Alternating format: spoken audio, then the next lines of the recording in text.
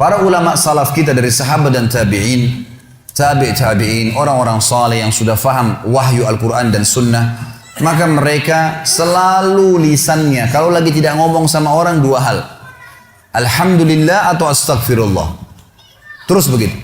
Sampai mereka itu kalau lagi jalan dari rumahnya ke tokonya di Baghdad, dulu di Irak, di Madinah, di Mekah, di tempat-tempat mereka mau buka usaha, atau mereka dari rumahnya menuju ke masjid mau mengajar, maka selalu lisannya Alhamdulillah, Alhamdulillah, Alhamdulillah, Alhamdulillah, Alhamdulillah, non-stop. Atau mereka mengatakan Astagfirullah wa atubu ilaih, Astagfirullah wa atubu ilaih, Astagfirullah, terus, gak pernah berhenti, gitu kan. Maka mereka terus bersyukur. Makanya dengan syukur ini, kita sudah sentil sedikit gambarannya kemarin, saya sudah berikan gambaran, kalau dengan kalimat Alhamdulillah ini sebenarnya password untuk menambah rezeki. Ucapkan itu selalu. Bangun tidur suruh baca Alhamdulillah, habis makan Alhamdulillah, habis minum Alhamdulillah. Selalu ditekankan untuk ucapin itu. Maka mestinya kita ucapkan. Sayangnya kita sangat jarang sekali untuk mengucapkan kalimat ini. Bahkan teman-teman sekalian habis sholat wajib saja, yang ada hadis Nabi SAW, siapa yang membaca Subhanallah 33, Alhamdulillah 33, Allahu Akbar 33. Lalu dia genapkan 100-nya membaca La ilaha illallah wahdahu la syarika lah, lahul mulku wal hamdu wa huwa ala kulli syai'in qadir. Maka akan diampuni dosanya walaupun sebanyak buih di lautan. Tapi pertanyaannya, siapa yang dapat nih? Padahal kalau untuk baca ini saya pernah pakai durasi menit. Teman-teman sekalian, baca dengan sangat tenang pun, itu 7 menit sudah selesai sebenarnya. Baca ayat kursinya, baca Al-Ikhlas, Al-Falaq, An-Nasnya, dengan baca Subhanallah, Alhamdulillah, Allah Akbar masing-masing 33 kali. Maksimal 7 menit. Tapi pertanyaan siapa yang dapat nih? Karena banyak orang tidak menganggap penting untuk mengucapkan zikir kepada Allah, terutama masalah Alhamdulillah. Maka mereka buru-buru sekali. Subhanallah, Subhanallah, Alhamdulillah, Alhamdulillah, Alhamdulillah, Allah Akbar, Allah Akbar, Allah Akbar. Apa ini? Bagaimana bisa dapat gitu kan? Bagaimana kalau seandainya Anda sedang kerja di perusahaan ingin minta dinaikkan gajinya? Bagaimana tulisannya itu, permohonannya? Kepada yang terhormat, pimpinan perusahaan, dirut, ya di tempat, saya telah mengabdi selama 10 tahun, disebutkanlah kebaikan-kebaikannya, perusahaan ini juga baik. Saya berharap bisa dinaikin 1 tingkat jabatan saja. Atau dinaikin gaji saya sekian %. Atas kerana kami ucapkan terima kasih, taruh di ruangan dirutnya. Kira-kira berani nggak pegawai ini ketuk-ketuk, mana tadi kemarin tuh yang saya sudah ajukan, gitu kan? Nggak bisa, nunggu sebulan belum datang, sabar. Kenapa? Kalau doa rewel gitu. Mesti sabar kepada Allah Subhanahu wa taala. Allah tahu kebutuhan kita kok. Allah tahu kebutuhan hamba-hambanya. Bahkan kita tidak minta pun Allah tahu kebutuhan hambanya, gitu kan? Allah tahu kebutuhan hambanya. Jadi harusnya bersyukur teman-teman sekalian. Kita biasakan bersyukur kepada Allah Subhanahu wa taala. Masih ingat tadi pagi saya bilang, banyak hal-hal yang bahkan dianggap buruk oleh manusia, ternyata sebuah rezeki. Seperti tadi lapar, haus, capek. Mulai sekarang jangan kalau lapar bilang aduh lapar, nggak boleh. Karena kalau tidak lapar nggak enak kita makan. Mestinya Alhamdulillah saya lapar. Itu aja mestinya kita syukurin. Hal-hal yang kita anggap buruk juga sebuah nikmat sebenarnya. Karena tanpa lapar tidak enak orang makan. Kalau haus, Alhamdulillah saya haus. Karena memang kalau tidak haus nggak enak kita minum. Begitu pula dengan capek, Alhamdulillah saya capek. Karena dengan capek enak rasanya tidur itu. Tapi kalau tidak capek kita nggak enak tidurnya, gitu kan? Bahkan kadang-kadang kita gelisah bangun tengah malam karena sudah terlalu banyak tidur. Coba kalau kita capek luar biasa, mesti lisan kita mengatakan Alhamdulillah. Allah menyebutkan dalil tentang pentingnya bersyukur ini di dalam surah Al-Ankabut, surah nomor 29 ayat 17. A'udzu billahi minasyaitonir rajim. Innama ta'buduna min dunillahi awthanan wa takhluquna ifka. Sesungguhnya kata Allah, semua yang kalian sembah selain Allah adalah berhala-berhala. Patunglah, pohonlah, apalah, semuanya itu berhala kata Allah. Dan kalian membuatnya dengan ifka, kedustaan. Orang nyembah berhala, dia sendiri yang pahat matanya, dia sendiri yang buat hidungnya, dia sendiri yang buat kepalanya, topinya, apalah. Kemudian dianggap, oh ini Tuhan. Gimana cara? Kata Allah ini ifka, ini kedustaan, kalian dustain diri kalian sendiri kata Allah. Semua yang kalian sembah selain Allah, itu berhala-berhala yang kalian karang-karang, kalian dustain diri kalian sendiri. Dan subhanallah kebanyakan orang, ujung-ujungnya ini karena masalah duit saja.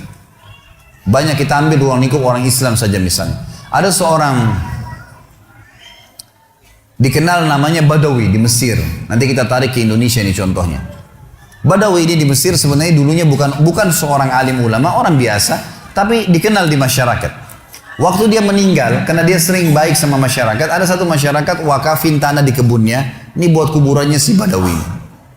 Berjalan waktu, ahli waris pemilik kebun menjual tanah-tanah mereka, akhirnya sampai membuat kuburan tersebut berada di pinggir jalan.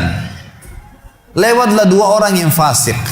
Fasik ini muslim tapi banyak dosanya, nggak memikirkan masalah, nggak takut dengan akhirat, nggak takut dengan dosa-dosanya, nggak pernah berpikir masalah neraka. Maka lewat, ban mobilnya pecah pas dekat di seberang kuburan itu, seberang jalan. Yang satu lagi perbaikin ban, yang satu ini melihat ke arah kuburan itu. Ternyata dalam hitungan 5 menit saja, itu ada 10 orang lewat. Dari 10 orang ini, 8 orang memberikan salam ke kuburan itu. Salam, seorang muslim berikan salam kuburan, sunnah Nabi. Gitu. Orang fasik ini mengambil sebuah kaleng tua di dekat mobilnya, kemudian dia menyeberang, ditaruh di dekat kuburan itu, lalu dia pindah ke sebelah. Dilihat sama dia, 5 menit ke depan lagi seperti apa. Ternyata dari 10 orang yang lewat, selain memberikan salam, ada 2 orang nitipin duit. Masukin ke kaleng bekas itu. Dia bilang sama temannya, sebentar ada proyek nih. Dia pergi ke toko bangunan, beli semen, beli keramik, beli pagar, dirombak tuh kuburan hari itu. Pasang celengan yang lebih bagus lagi. Dia sama temannya besok duduk di seberang jalan, lihat perkembangan. Ternyata dari pagi sampai sore, di antara orang yang lewat karena kuburannya sudah bagus, ada yang berikan salam, ada yang titipin fulus, duit lagi. Kalengnya penuh, gitu kan? Wah, ini proyek nih. Beli tanah di sekitarnya, bebasin tanah itu, bangunin masjid. Dan sekarang teman-teman sekalian, masjid itu bisa menampung sekitar 1000 orang, dan di dalamnya ada kuburan si Badawi tadi. Setiap hari orang berbuat kemusyrikan, minta-minta sama kuburan tersebut, berharap bisa diberikan keselamatan lah, kalau menikah bisa berkah lah, minta sebelah kuburannya si syekh ini, dan diistilahkan dengan Syekh Badawi. Ini bukan syekh, bukan seorang alim dulu. Sedangkan orang alim aja nggak boleh, apalagi bukan orang alim. Sampai Imam Nawawi rahimahullah. Ini teman-teman, maaf, di Indonesia yang masih banyak melakukan hal-hal seperti ini. Imam Nawawi ini salah satu tokoh madhab Syafi'iyah. Beliau mengatakan, saya heran pada orang-orang yang minta-minta pada kuburan, walaupun itu adalah orang alim. Sementara di dalam kuburan dalam manusia seperti dia sama, yang sudah jadi tulang belulang. Nabi Muhammad SAW saja kita masih kirimin salawat untuk beliau. Apa itu salawat? Tambahan rahmat dari Allah SWT. Nabi yang sudah diampuni dosanya. Para sahabat orang soleh kita masih mengatakan radhiyallahu anhum, kita doain. Bagaimana kita tidak mendoakan orang-orang lain? Sesoleh apapun mereka kita harus doain. Itu sunnah Nabi SAW gitu kan. Subhanallah, saya pernah mendatangi sebuah kota di Indonesia ini. Ada satu masjid tua sekali. Saya sholat di situ dan ini bekas peninggalan kerajaan. Begitu saya keluar dari masjid itu, ada satu ruangan rupanya di sebelah kiri masjid, kecil sekali, mungkin cuma bisa nampung 5-6 orang di dalam, dan ada orang duduk di atas tembok dekat pintunya. Lalu kemudian ditutup pintu tersebut, dia sambil nunggu. Saya lewat terus saya tanya teman saya, ini tempat apa ini? Dia bilang ini dalamnya kuburan. Terus untuk apa orang itu duduk di atas pintu? Dia bilang itu penjaga pintunya. Terus apa yang dilakukan? Dibukain pintu sama dia, sebentar, nanti antum lihat ada 5 orang yang keluar, di dalam sudah minta-minta kepada kuburan tersebut, nanti gantian lagi 5 orang lagi masuk antri. Begitu terus, gitu kan. Dan akhirnya penjaga kuburan diberikan duit oleh dia. Subhanallah, saya bilang subhanallah, maha suci Allah. Di mana mereka dari sabda Nabi SAW kepada Abdullah bin Abbas, wahai anak kecil, kalau kau minta tolong hanya minta tolong kepada Allah. Di mana mereka dari perkataan Imam Nawawi tadi, kalau mestinya mereka mengirimkan doa untuk orang mati, bukan malah mereka minta-minta kepada mereka. Ada ajaran agama kita jelas, tapi seperti itulah. Subhanallah. Dan ujung-ujungnya di belakangnya ternyata pengumpulan dana lagi, gitu kan. Ini banyak orang yang tidak sadar dan membiarkan manusia terjerumus hanya karena ingin mendapatkan rezeki yang dasarnya sebenarnya sudah ada sumbernya, tadi sudah saya jelaskan. Kata Allah Subhanahu wa taala, teman-teman sekalian, innama ta'buduna min dunillahi awthanan wa takhluquna ifka. Semua yang kalian seru selain Allah, maka itu authan, berhala-berhala, dan kalian membuatnya itu ifka dengan kedustaan. Innal ladzina ta'buduna min dunillah, semua yang kalian sembah selain Allah, kalian seru minta tolong apapun sama mereka, la yamlikuna lakum rizqa. Mereka tidak memiliki rezeki untuk kalian. Fabtagu indallahi rizq, Hanya mintalah kepada Allah satu-satunya rezeki itu. Wa'buduhu, dan patulah padanya. Yang dia perintahkan kerjakan, yang dia larang tinggalkan. Yang halal nikmatin, yang haram tinggalkan. Washkuru lahu, ini saksi bahasan kita. Dan syukuri, alhamdulillah, alhamdulillah. Ilaihi turja'un, kalian akan dikembalikan kepadanya nanti. Dalil yang kedua masalah syukur. Ini pilar pertama untuk menambah rezeki itu teman-teman sekalian, bersyukur. Surah Saba, surah nomor 34 ayat 15. Allah Subhanahu wa taala berfirman, a'udzubillahi minasyaitonir rajim, laqad kana li sab'in fi maskanihim ayah. Saba ini teman-teman sekalian, surah Saba, surah nomor 34, nama lainnya negeri Yaman. Zaman dulu, di zaman Ibrahim alaihissalam, Saba itu namanya negeri Yaman, gitu kan. Dulu subur sekali negeri Yaman itu. Dan Allah Subhanahu wa taala menceritakan tentang keadaan mereka dalam surah Saba ayat 15 ini. Sesungguhnya di negeri Saba di zaman dulu itu, di kehidupan mereka ada tanda-tanda kebesaran Allah. Jannatani ayyamini wa shimal.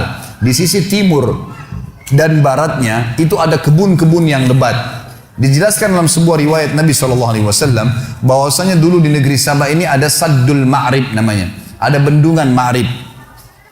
Bendungan Ma'rib ini teman-teman sekalian dibuat dengan ilmu yang Allah berikan kepada mereka dan mereka beriman kepada Allah. Maka membuat akhirnya di musim panas pun mereka tetap punya sayur-sayuran. Semua di barat negeri Saba sayur-sayuran, di bagian timurnya adalah buah-buahan, dan sampai mereka menjadi pemasok terbesar di dunia pada saat itu. Maka Allah mengatakan, kulu min rizki rabbikum washkurulah. Kata kuncinya, makanlah, nikmatilah itu semua, tapi syukuri, bersyukur kepada Allah. Kata Allah, kalau kalian bersyukur, baldatun tayyibah, negeri kalian pasti akan jadi baik, wa rabbun ghafur, dan kalian akan menemukan Tuhan kalian adalah zat yang maha pengampun.